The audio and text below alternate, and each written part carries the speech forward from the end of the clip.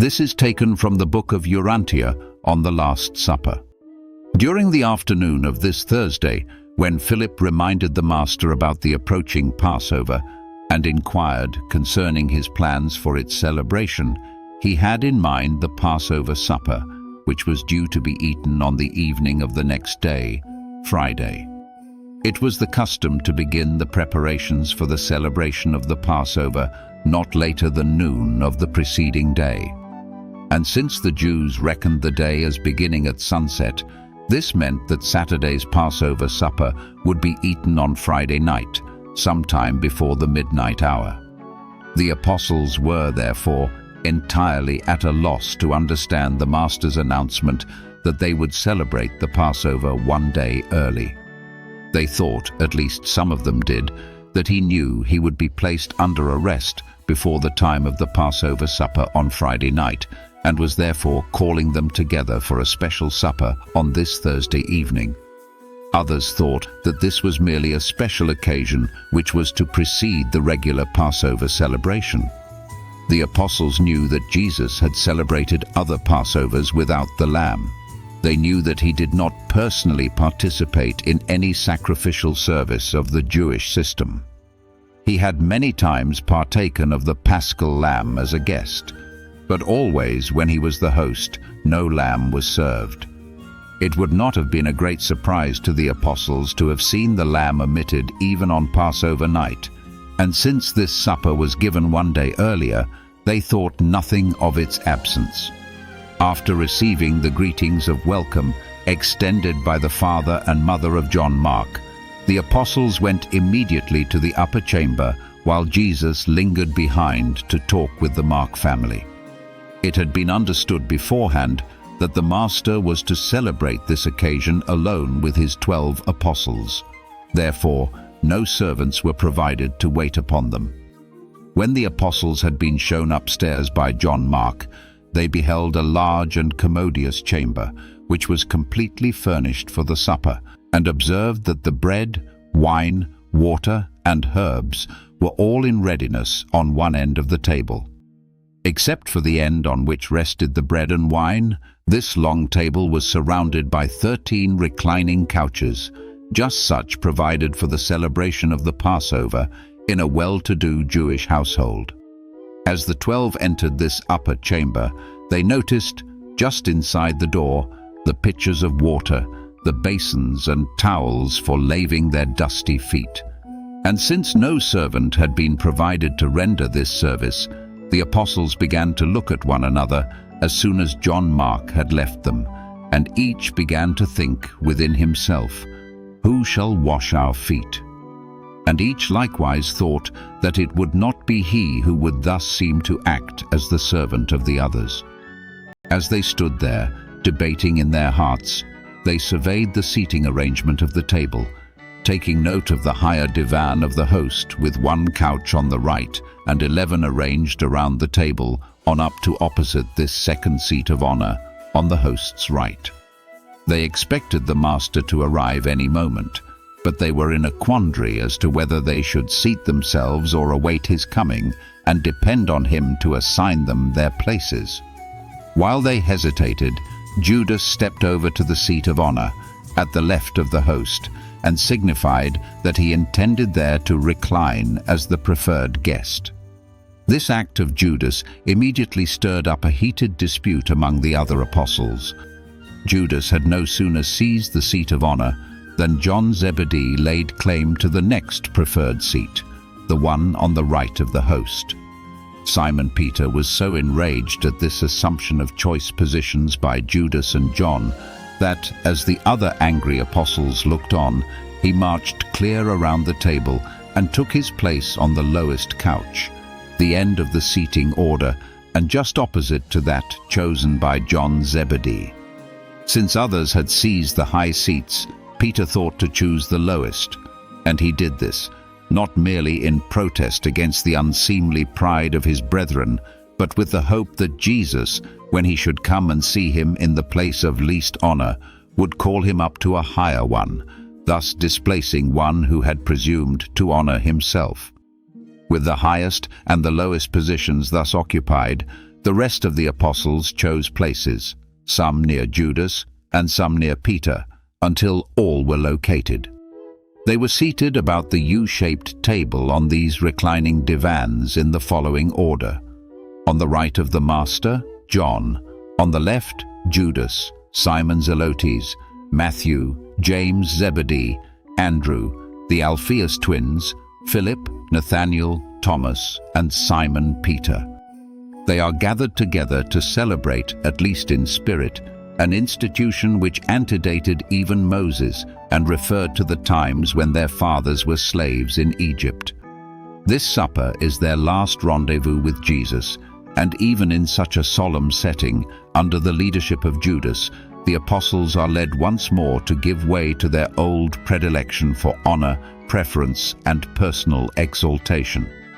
They were still engaged in voicing angry recriminations when the Master appeared in the doorway, where he hesitated a moment as a look of disappointment slowly crept over his face. Without comment, he went to his place, and he did not disturb their seating arrangement. They were now ready to begin the supper, except that their feet were still unwashed, and they were in anything but a pleasant frame of mind. When the Master arrived, they were still engaged in making uncomplimentary remarks about one another, to say nothing of the thoughts of some who had sufficient emotional control to refrain from publicly expressing their feelings. For a few moments after the Master had gone to his place, not a word was spoken. Jesus looked them all over and, relieving the tension with a smile, said, "I have greatly desired to eat this Passover with you. I wanted to eat with you once more before I suffered, and realizing that my hour has come, I arranged to have this supper with you tonight, for as concerns the morrow, we are all in the hands of the Father, whose will I have come to execute. I shall not again eat with you until you sit down with me in the kingdom which my Father will give me, when I have finished that for which he sent me into this world." After the wine and the water had been mixed, they brought the cup to Jesus, who, when he had received it from the hand of Thaddeus, held it while he offered thanks. And when he had finished offering thanks, he said, "Take this cup and divide it among yourselves, and when you partake of it, realize that I shall not again drink with you the fruit of the vine, since this is our last supper. When we sit down again in this manner, it will be in the kingdom to come." Jesus began thus to talk to his apostles because he knew that his hour had come. He understood that the time had come when he was to return to the Father, and that his work on earth was almost finished. The Master knew he had revealed the Father's love on earth and had shown forth his mercy to mankind, and that he had completed that for which he came into the world, even to the receiving of all power and authority in heaven and on earth. Likewise, he knew Judas Iscariot had fully made up his mind to deliver him that night into the hands of his enemies. He fully realized that this traitorous betrayal was the work of Judas, but that it also pleased Lucifer, Satan, and Caligastia, the prince of darkness. But he feared none of those who sought his spiritual overthrow any more than he feared those who sought to accomplish his physical death. The Master had but one anxiety, and that was for the safety and salvation of his chosen followers. And so, with the full knowledge that the Father had put all things under his authority, the Master now prepared to enact the parable of brotherly love. After drinking the first cup of the Passover, it was the Jewish custom for the host to arise from the table and wash his hands. Later on in the meal, and after the second cup, all of the guests likewise rose up and washed their hands. Since the apostles knew that their Master never observed these rites of ceremonial hand-washing, they were very curious to know what he intended to do when, after they had partaken of this first cup, he arose from the table and silently made his way over to near the door, where the water pitchers, basins, and towels had been placed. And their curiosity grew into astonishment as they saw the Master remove his outer garment, gird himself with a towel, and begin to pour water into one of the foot basins. Imagine the amazement of these 12 men who had so recently refused to wash one another's feet, and who had engaged in such unseemly disputes about positions of honor at the table, when they saw him make his way around the unoccupied end of the table to the lowest seat of the feast, where Simon Peter reclined, and, kneeling down in the attitude of a servant, make ready to wash Simon's feet. As the master knelt, all 12 arose as one man to their feet. Even the traitorous Judas so far forgot his infamy for a moment as to arise with his fellow apostles in this expression of surprise, respect, and utter amazement. There stood Simon Peter, looking down into the upturned face of his master. Jesus said nothing. It was not necessary that he should speak. His attitude plainly revealed that he was minded to wash Simon Peter's feet. Notwithstanding his frailties of the flesh, Peter loved the Master. This Galilean fisherman was the first human being wholeheartedly to believe in the divinity of Jesus and to make full and public confession of that belief. And Peter had never since really doubted the divine nature of the Master. Since Peter so revered and honored Jesus in his heart, it was not strange that his soul resented the thought of Jesus' kneeling there before him in the attitude of a menial servant and proposing to wash his feet as would a slave. When Peter presently collected his wits sufficiently to address the Master, he spoke the heart feelings of all his fellow apostles. After a few moments of this great embarrassment, Peter said, "Master, do you really mean to wash my feet?" And then, looking up into Peter's face, Jesus said, "You may not fully understand what I am about to do, but hereafter you will know the meaning of all these things." Then Simon Peter, drawing a long breath, said, "Master, you shall never wash my feet." And each of the apostles nodded their approval of Peter's firm declaration of refusal to allow Jesus thus to humble himself before them. The dramatic appeal of this unusual scene at first touched the heart of even Judas Iscariot. But when his vainglorious intellect passed judgment upon the spectacle, he concluded that this gesture of humility was just one more episode which conclusively proved that Jesus would never qualify as Israel's deliverer, and that he had made no mistake in the decision to desert the Master's cause. As they all stood there in breathless amazement, Jesus said, "Peter, I declare that if I do not wash your feet, you will have no part with me in that which I am about to perform." When Peter heard this declaration, coupled with the fact that Jesus continued kneeling there at his feet, he made one of those decisions of blind acquiescence in compliance with the wish of one whom he respected and loved. As it began to dawn on Simon Peter that there was attached to this proposed enactment of service some signification that determined one's future connection with the Master's work, he not only became reconciled to the thought of allowing Jesus to wash his feet, but, in his characteristic and impetuous manner, said, "Then, Master, wash not my feet only, but also my hands and my head." As the Master made ready to begin washing Peter's feet, he said, "He who is already clean needs only to have his feet washed. You who sit with me tonight are clean, but not all. But the dust of your feet should have been washed away before you sat down at meat with me. And besides, I would perform this service for you as a parable to illustrate the meaning of a new commandment, which I will presently give you." In like manner, the Master went around the table, in silence, washing the feet of his 12 apostles, not even passing by Judas. When Jesus had finished washing the feet of the 12, he donned his cloak, returned to his place as host, and after looking over his bewildered apostles said, "Do you really understand what I have done to you? You call me Master, and you say well, for so I am. If, then, the Master has washed your feet, why was it that you were unwilling to wash one another's feet? What lesson should you learn from this parable in which the master so willingly does that service which his brethren were unwilling to do for one another? Verily, verily, I say to you, a servant is not greater than his master, neither is one who is sent greater than he who sends him. You have seen the way of service in my life among you, and blessed are you who will have the gracious courage so to serve.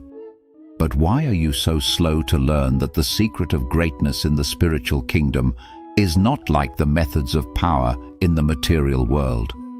When I came into this chamber tonight, you were not content proudly to refuse to wash one another's feet, but you must also fall to disputing among yourselves as to who should have the places of honor at my table.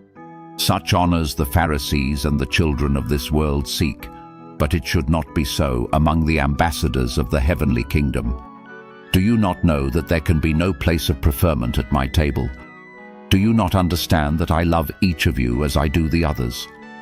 Do you not know that the place nearest me, as men regard such honors, can mean nothing concerning your standing in the kingdom of heaven? You know that the kings of the Gentiles have lordship over their subjects, while those who exercise this authority are sometimes called benefactors. But it shall not be so in the kingdom of heaven. He who would be great among you, let him become as the younger, while he who would be chief, let him become as one who serves. Who is the greater, he who sits at meat, or he who serves? Is it not commonly regarded that he who sits at meat is the greater? But you will observe that I am among you as one who serves. If you are willing to become fellow servants with me in doing the Father's will, in the kingdom to come you shall sit with me in power, still doing the Father's will in future glory. When Jesus had finished speaking, the Alphaeus twins brought on the bread and wine, with the bitter herbs and the paste of dried fruits, for the next course of the Last Supper. For some minutes the apostles ate in silence, but under the influence of the Master's cheerful demeanor, they were soon drawn into conversation. And ere long the meal was proceeding as if nothing out of the ordinary had occurred to interfere with the good cheer and social accord of this extraordinary occasion. After some time had elapsed, in about the middle of this second course of the meal, Jesus, looking them over, said, I have told you how much I desired to have this supper with you, and knowing how the evil forces of darkness have conspired to bring about the death of the Son of Man, I determined to eat this supper with you in this secret chamber, and a day in advance of the Passover, since I will not be with you by this time tomorrow night. I have repeatedly told you that I must return to the Father. Now has my hour come, but it was not required that one of you should betray me into the hands of my enemies. When the 12 heard this, having already been robbed of much of their self-assertiveness and self-confidence by the parable of the feet washing and the Master's subsequent discourse, they began to look at one another, while in disconcerted tones they hesitatingly inquired, Is it I? And when they had also inquired, Jesus said, While it is necessary that I go to the Father, it was not required that one of you should become a traitor to fulfill the Father's will. This is the coming to fruit of the concealed evil in the heart of one who failed to love the truth with his whole soul. How deceitful is the intellectual pride that precedes the spiritual downfall. My friend of many years, who even now eats bread, will be willing to betray me, even as he now dips his hand with me in the dish. And when Jesus had thus spoken, they all began again to ask, Is it I? And as Judas, sitting on the left of his master, again asked, Is it I? Jesus, dipping the bread in the dish of herbs, handed it to Judas, saying, You have said. But the others did not hear Jesus speak to Judas. John, who reclined on Jesus' right hand, leaned over and asked the Master, Who is it? We should know who it is that has proved untrue to his trust. Jesus answered, "Already have I told you, even he to whom I gave the sop." But it was so natural for the host to give a sop to the one who sat next to him on the left, that none of them took notice of this, even though the master had so plainly spoken. But Judas was painfully conscious of the meaning of the master's words associated with his act, and he became fearful lest his brethren were likewise now aware that he was the betrayer. Peter was highly excited by what had been said, and leaning forward over the table, he addressed John. "Ask him who it is, or if he has told you, tell me who is the betrayer." Jesus brought their whisperings to an end by saying, "I sorrow that this evil should have come to pass, and hoped even up to this hour that the power of truth might triumph over the deceptions of evil. But such victories are not won without the faith of the sincere love of truth. I would not have told you these things at this, our Last Supper, but I desire to warn you of these sorrows, and so prepare you for what is now upon us. I have told you of this, because I desire that you should recall, after I have gone, that I knew about all these evil plottings, and that I forewarned you of my betrayal. And I do all this only that you may be strengthened for the temptations and trials which are just ahead." When Jesus had thus spoken, leaning over toward Judas, he said, "What you have decided to do, do quickly." And when Judas heard these words, he arose from the table and hastily left the room, going out into the night to do what he had set his mind to accomplish. When the other apostles saw Judas hasten off after Jesus had spoken to him, they thought he had gone to procure something additional for the supper, or to do some other errand for the master, since they supposed he still carried the bag. Jesus now knew that nothing could be done to keep Judas from turning traitor. He started with 12. Now he had 11. He chose 6 of these apostles, and though Judas was among those nominated by his first chosen apostles, still the master accepted him and had, up to this very hour, done everything possible to sanctify and save him, even as he had wrought for the peace and salvation of the others. This supper, with its tender episodes and softening touches, was Jesus's last appeal to the deserting Judas, but it was of no avail. Warning, even when administered in the most tactful manner and conveyed in the most kindly spirit as a rule, only intensifies hatred and fires the evil determination to carry out to the full one's own selfish projects when love is once really dead. As they brought Jesus the 3rd cup of wine, the cup of blessing, he arose from the couch and, taking the cup in his hands, blessed it, saying, "Take this cup, all of you, and drink of it. This shall be the cup of my remembrance. This is the cup of the blessing of a new dispensation of grace and truth. This shall be to you the emblem of the bestowal and ministry of the divine Spirit of truth. And I will not again drink this cup with you until I drink in new form with you in the Father's eternal kingdom." The apostles all sensed that something out of the ordinary was transpiring as they drank of this cup of blessing in profound reverence and perfect silence. The old Passover commemorated the emergence of their fathers from a state of racial slavery into individual freedom.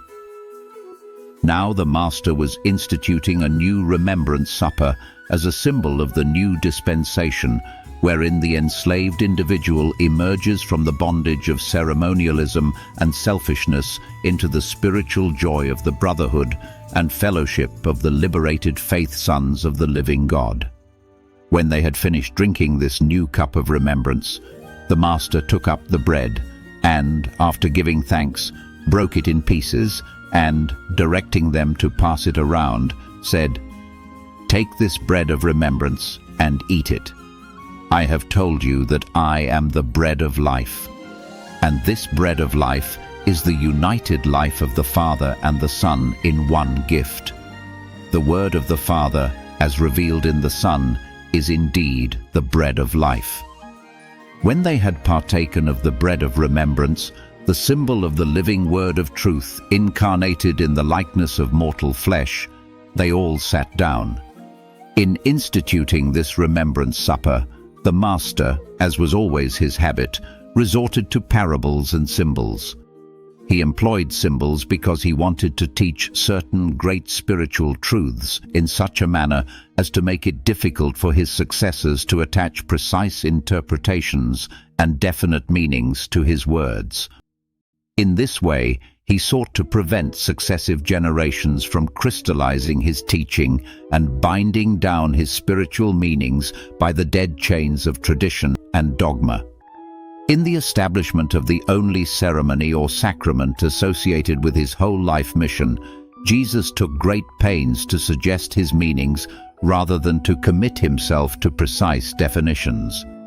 He did not wish to destroy the individual's concept of divine communion by establishing a precise form. Neither did he desire to limit the believer's spiritual imagination by formally cramping it. He rather sought to set man's reborn soul free upon the joyous wings of a new and living spiritual liberty. Notwithstanding the Master's effort thus to establish this new sacrament of the remembrance, those who followed after him in the intervening centuries saw to it that his expressed desire was effectively thwarted, in that his simple spiritual symbolism of that last night in the flesh has been reduced to precise interpretations and subjected to the almost mathematical precision of a set formula. Of all Jesus' teachings, none have become more tradition standardized. This supper of remembrance, when it is partaken of by those who are Son-believing and God-knowing, does not need to have associated with its symbolism any of man's puerile misinterpretations regarding the meaning of the divine presence, for upon all such occasions the Master is really present. The Remembrance Supper is the believer's symbolic rendezvous with Michael. When you become thus spirit-conscious, the Son is actually present, and his spirit fraternizes with the indwelling fragment of his Father. After they had engaged in meditation for a few moments, Jesus continued speaking. When you do these things, recall the life I have lived on earth among you, and rejoice that I am to continue to live on earth with you and to serve through you. As individuals, contend not among yourselves as to who shall be greatest. Be you all as brethren. And when the kingdom grows to embrace large groups of believers, likewise should you refrain from contending for greatness or seeking preferment between such groups. And this mighty occasion took place in the upper chamber of a friend. There was nothing of sacred form or of ceremonial consecration about either the supper or the building. The Remembrance Supper was established without ecclesiastical sanction. When Jesus had thus established the supper of the remembrance, he said to the 11, "And as often as you do this, do it in remembrance of me. And when you do remember me, first look back upon my life in the flesh, recall that I was once with you, and then, by faith, discern that you shall all sometime sup with me in the Father's eternal kingdom. This is the new Passover which I leave with you, even the memory of my bestowal life, the word of eternal truth, and of my love for you, the outpouring of my Spirit of truth upon all flesh." And they ended this celebration of the old but bloodless Passover in connection with the inauguration of the new supper of the remembrance by singing all together the 118th Psalm.